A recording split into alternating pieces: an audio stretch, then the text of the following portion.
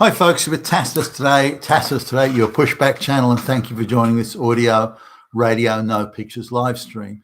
Please listen to this presentation as you drive along in your car or your truck, or put in those earbuds while you're on public transport. Close your eyes and listen to this as you would a radio broadcast. In this presentation, or this essay rather, I'd like to talk about it. This is interesting. I've touched on it before, but it's an interesting phenomenon. Is the amount of call girls, hookers, escorts, call them what you like, and say strippers and pole dancers that end up in hiring or being executive recruiters. When I say executive recruiters, I don't just mean for people on above average income. These are people who are in the seven figures or the high six figures, and into the seven figures range.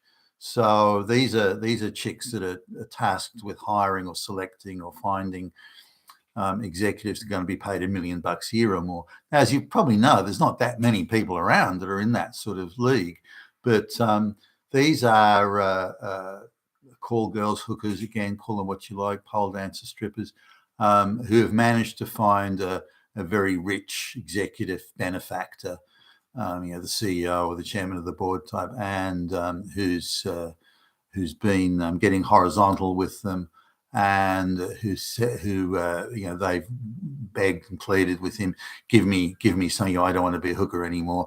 Give me something that's going to make it look like I'm powerful and prestigious and influential and influence peddling and da da da. So what about executive recruiting? So hey, yeah, and bingo, it happens now. So I've got 5 examples actually of this. So here's a girl. She's a working class girl. She'd be, I don't know. She's be pushing 40 now, but she's 160 centimeters tall, fake blonde hair. Very, very conscientious about working out in the gym. When we talk about, she's got a stomach like a washboard, and but she's got this. She's quite sexy, I suppose, in a way. I mean, it doesn't really appeal to me, but I can see how she would appeal. And she's apparently is very, very skilled at giving fellatio, and so she's managed to, she managed to get a gig in a high class sort of escort type place. I wouldn't have thought so. Her manner and habits are quite vulgar and plebeian and crude, coarse, even, I would say. I mean, she gives flattery and that sort of stuff, but you can tell there's no real class there. But that hasn't proved not to be an obstacle. She's managed to latch on to a CEO of quite a large organization, and this guy now puts all his executive selection and recruitment through this high class hooker. Now this high class hooker has actually never had a job. She's had some shitty job in a retail store or something like, so she's actually been a call girl for well over 10 years, and moved from being sort of a cheap end type call and moved up the value chain to dealing with executives, or the very high paid. And sometimes it's costing many thousands of dollars for the interaction, but when you're on a $3 million a year income, then dropping $20,000 in a day for a hooker is no big deal. So anyway, she's in that now. I don't know her well, and I've never availed myself of her services. But having a chat when this is part of a gig that we were doing, and we're part of subcontract, so I came across her through that. And straight away I looked at her and thought, you're just a call girl. I mean, just bang, bingo. You could see it straight away. She had no knowledge of what she was doing. Never had a job, no sophistication, no understanding. And so we're talking about, she fessed, actually. She realized she'd been sussed, and so she fessed, and I didn't judge. I didn't say anything, just sort of nodded. But she said, look, when when you're screwing this many senior executive guys, you get to understand men with power really well. This is her argument. You get to understand what men with power want and how they can be flattered and so on. So she said, because she has this great understanding of men and human nature, as she would see it at least, this therefore qualifies her as an executive recruiter because of all the rich and powerful men she's screwed. I'm not sure I would rate that experience, the horizontal experience, as a qualification, or in her case, the kneeling experience, perhaps. But nonetheless, that was her claim. I don't think it's utterly and completely misplaced, but I don't think that's the sort of, the high school careers counsellor probably wouldn't be suggesting that course, that sort of pathway to. I'd rather someone who was an expert in understanding the issues and therefore what questions to ask, because this chick hasn't got a fucking clue. Nonetheless, now we can say, well, if that CEO is stupid enough and useless enough and ridiculous enough to appoint some fucking call girl hooker as the executive recruiter, then that's his lookout. So someone like him shouldn't be in the CEO's role, and I would agree with that. But nonetheless, she's there, and I'm a little surprised actually. The guy, the CEO, is hardly a good-looking dude. So I guess he probably sees she's probably about as good as he could ever get. And not like he's a tall guy, a good-looking guy, or anything like that. Far from it. So her coarse and quite vulgar, pushy manner might work with him, but I found it rather off-putting. But anyway, there you go.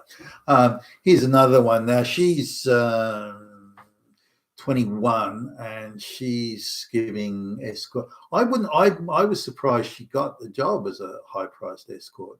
I wouldn't see it. I didn't think she was that hot.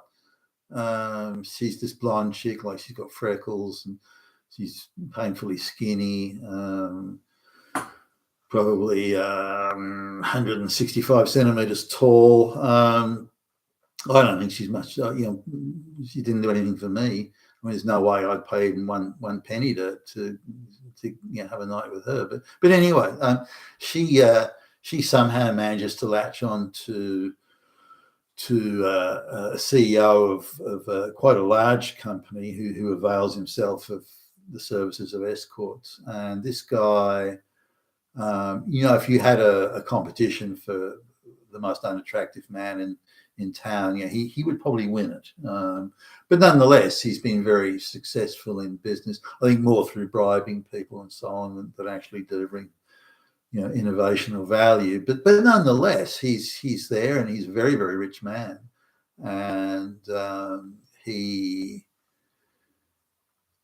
decides that he's going to put her in charge of hiring all his executives. So you've got this 21-year-old, devious, cunning, low IQ bimbo. I mean, she's certainly a desperate social climber, no question of that.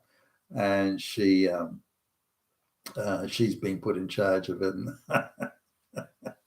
and you're looking at thinking, no, this is not happening. No, I know her. I knew she for a short while worked doing some temping for a company where I knew the CEO of that company, and what got her onto it was this guy was bidding some government business, and he said to he brought her along, and the guy making, this is for some government department, the guy making the decision and having a final sign off made it plain. So look, if you can arrange a night for me to fuck her, this is the 21-year-old bimbo. If you can arrange a night, I'll give you the contract.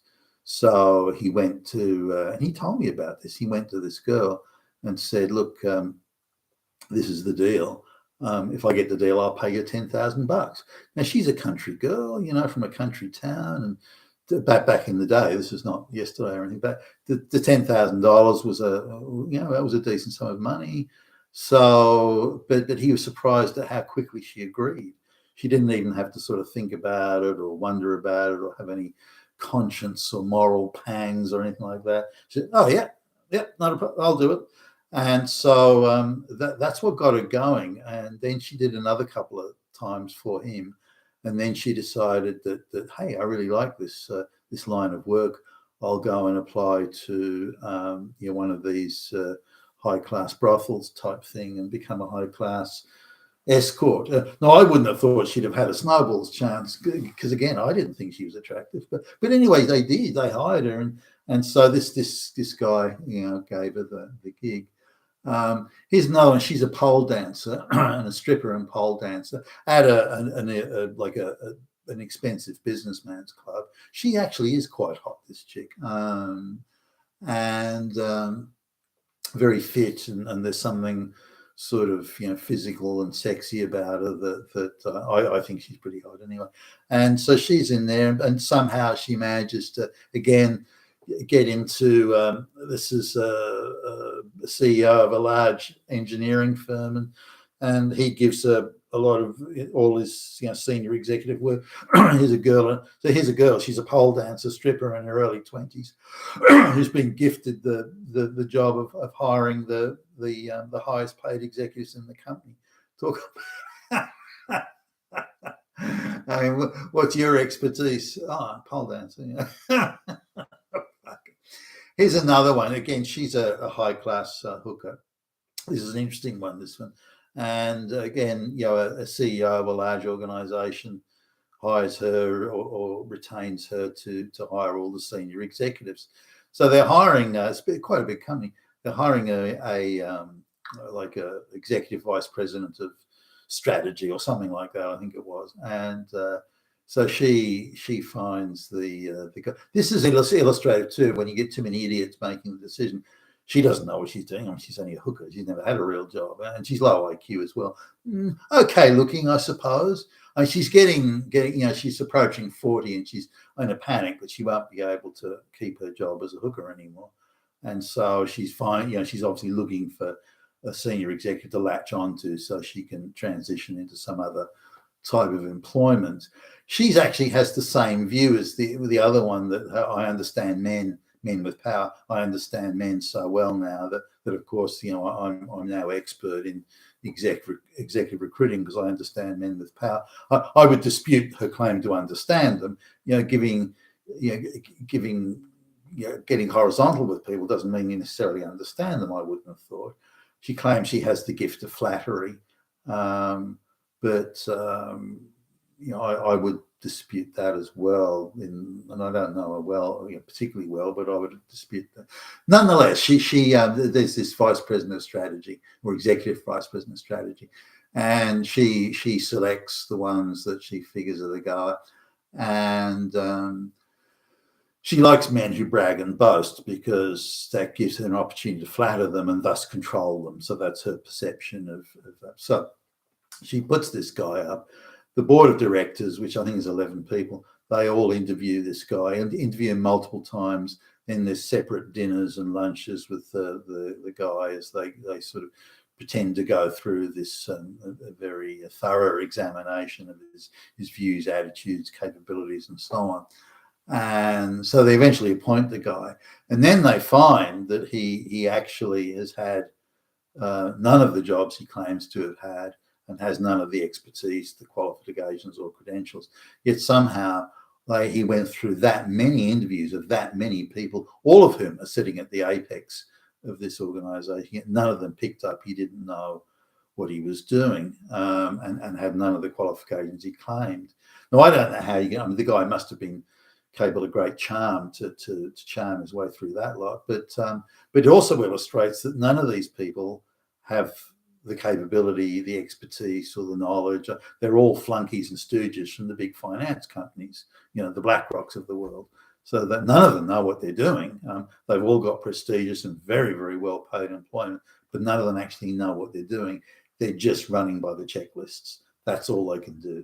And so they went through a checklist on this guy, and then ended up appointing him. So there's a lot of egg on the face. They wanted to sue him, and then I don't know whether that went anywhere. But the reality is that when you interview somebody that many times by that many people, you can't pick up the guy who doesn't know what remember, this guy has never been in this form of employment or done any of the things he said. So it would have taken, any knowledgeable person would have taken them 5 minutes to work that out. But they couldn't, and they didn't. And so this is another example of the corruption of process and attitude, the corruption of purpose that occurs once you start saying, well, let's give the job to this hooker because she does great fellatio. I mean, it's insane, but it's actually very widespread. I could mention other examples that I'm aware of, but I think you get the idea. You've been a Tacitus today, your Pushback channel. Thank you for listening.